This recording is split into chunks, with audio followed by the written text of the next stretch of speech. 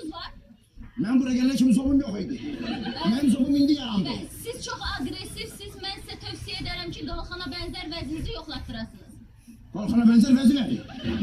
Xahiş edirəm, əyləşin. Ben çok xahiş ederim. O aman vermir ben danışma. Solar mı? Şimdi tamamlayayım. Tamam. Şimdi tamamlayayım. Və siz fikrinizi tamamlamaq istəyirsiniz. Biraz sakitleşin, əsəbisiz. Onun adamı kimdi? Bilmirik tabii. Onun kimisi vardı. O hani böyle danışma. Bilmirik de, oradan bilirsiniz de. Əyləşin fikrinizi deyil.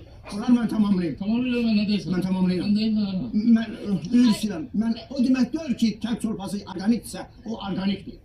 Hayır. Broilere üstünlüğü veririm ben. Adicə kök çorpasına səhər-səhər baxın, durur, zibillidə işəllənir. Mücü, nə gəldi yiyir. Düzdürmü?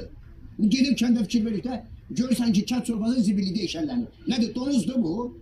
Donuz yemək bilirsiniz ki, haramdır. Düzdürmü? Nə deməsin, kət sopası haramdır. Demirəm haramdır, amma nə yiyir bilinmir. Amma broiler bilinir, nə yiyir, nəyə görə şişir. Ona görə mən broilerə üstünlüğü verirəm. Mənim təşəkkürümü bildirirəm sizə. Bəli.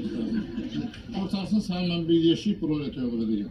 Mənə? Hə. Ulan mən indidən qoyum o maşına. Mənə icazə verərsə o broilerə qoyum maşına. Bu canlı yayındır, cəmaat baxır bizə. Əyləşin, efirdən sonra... Və əziz izləyicilərimiz, elə bu məqamda mən istəyərdim ki, studiyamıza təşrif buyuran doktorumuza sual verim ki, doğrudan da mı broiler toyuqları insan organizmi üçün ziyanlıdır? Bu haqda danışardınız. Bilirsiniz necədir? Necədir? Baxın, bu broiler toyuğu, deyim bilir. Broiler toyuğu 20-25 günə əmələ gəlir, kökəlir. Bunlar da hamısı ona vurulan o iğnələrin, dərmanların nəticəsində, sayəsində olur. Olanları izləyəm, olanları izləyəm. Və Sen o fazla bunun ölen yok da. Ne yapsana canım? Ne yapsana? Sen tutayım değil mi? Sen tutayım değil mi?